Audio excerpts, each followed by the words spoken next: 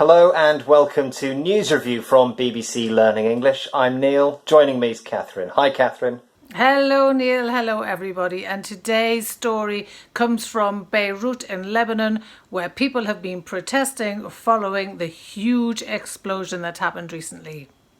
If you would like to test yourself on the vocabulary, there's a quiz on our website at bbclearningenglish.com. But now let's hear more about that story from Beirut with this report from BBC News.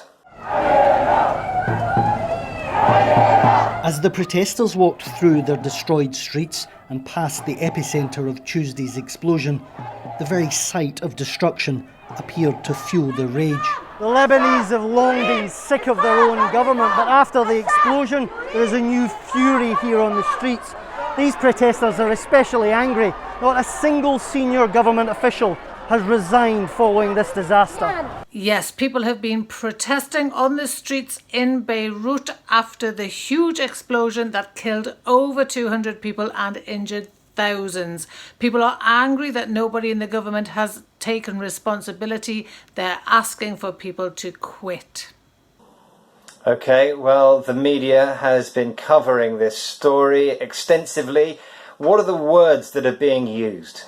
Yes, we're looking at the fall of, rage and to topple. The fall of, rage and to topple. So let's hear your first headline, please, with that expression, the fall of something.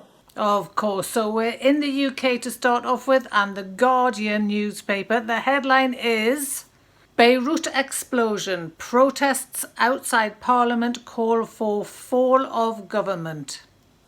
The fall of something. The end of a position of power.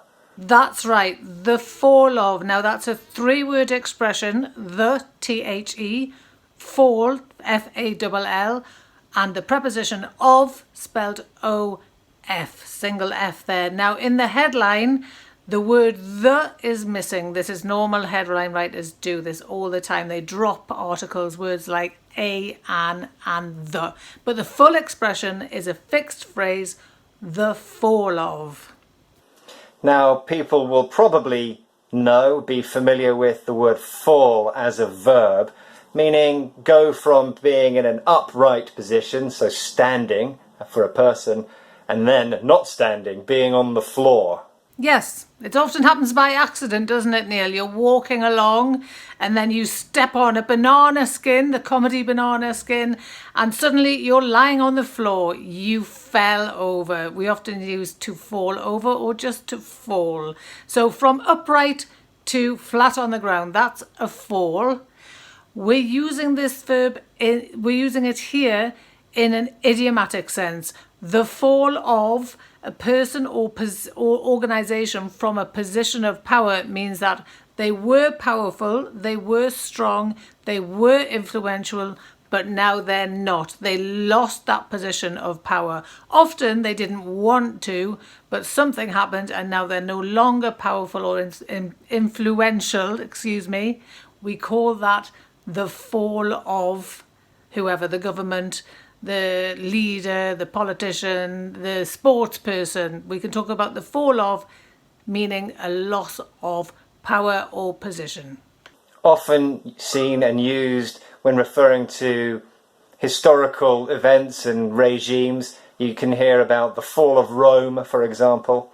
Yes, that's right. We talk about the fall of communist regimes back in 1989. More recently, we've had the fall of lots of governments and leaders in the Middle East. So as you said, it's not just about governments and politicians. We can refer to this, you can use this expression to refer to people who've got great authority in an area or success, like sports people. Yeah, that's right. Yeah, it's not just about, well, it can be power, but power in the sense of people respect you, people admire you, you're very successful in what you do. So in the sporting world, we can talk about the fall of, for example, Tiger Woods, the golfer, who was very successful and respected. Then there was some scandals around his personal life and he lost a lot of respect. He started performing badly.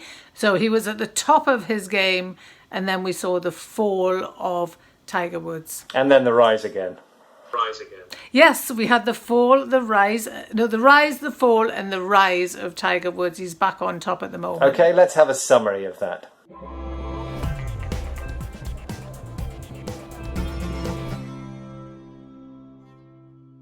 Okay, before our next headline, we have a pronunciation tip.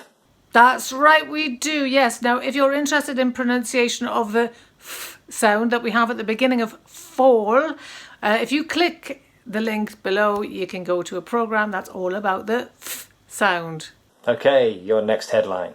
So we're still in the UK with our second headline, this one from The Times. Shots fired as 10,000 rage in Beirut protests.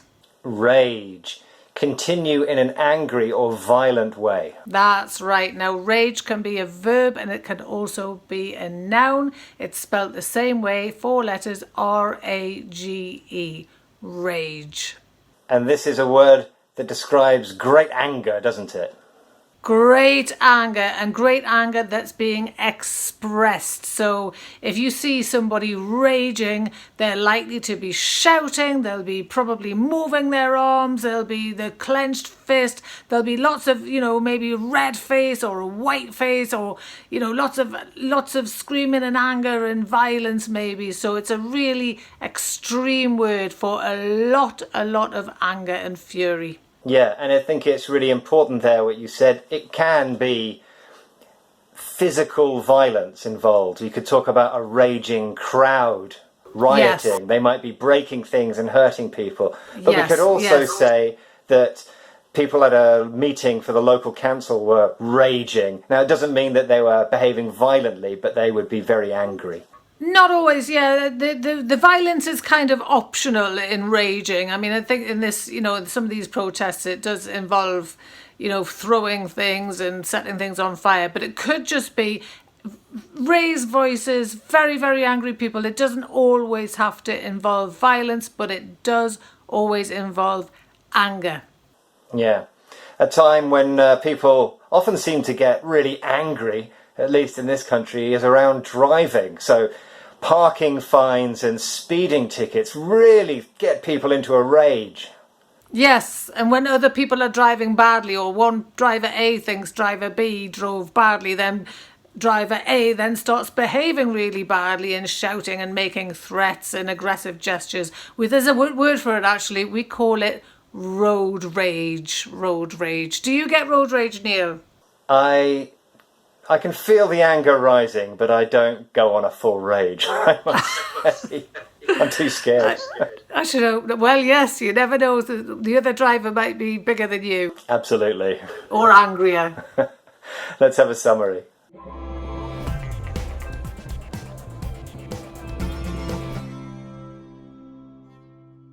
Well, we've been talking about anger and raging. We've got a related expression, haven't we, Catherine? Yes, if you're not quite raging, but you do have a lot to say about the subject, we can say that you are banging on about it. Now, to find out more about the expression bang on about, there's a link right there. Click on that and you'll find out more. And your next headline, please. And yes, we're in the United States now. Sunday today, the headline: protesters in Lebanon call for uprising to topple government after Beirut explosion.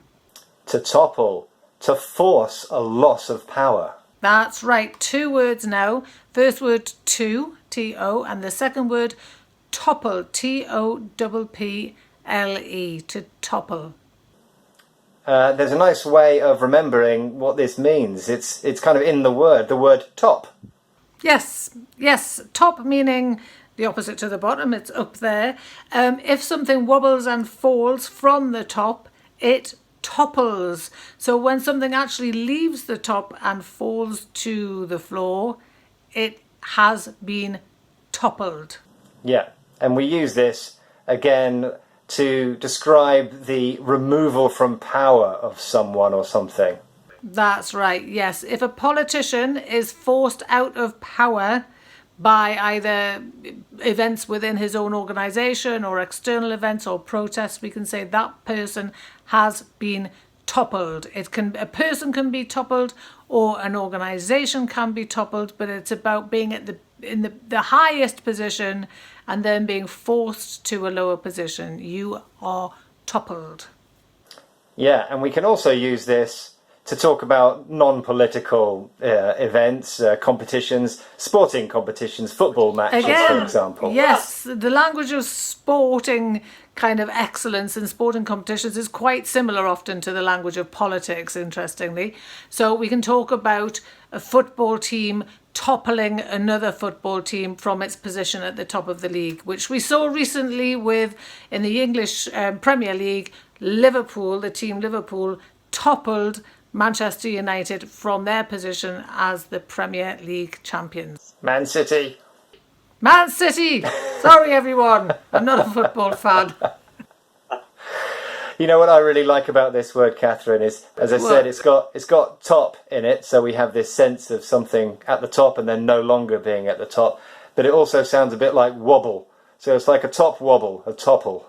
Topple, yes, it's a lovely word to say actually. The word topple, it makes you think of kind of a wobbling movement, doesn't it? I'm doing one now.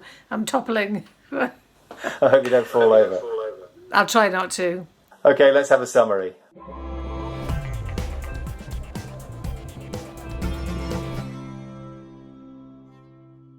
And time now for a recap of the vocabulary, please.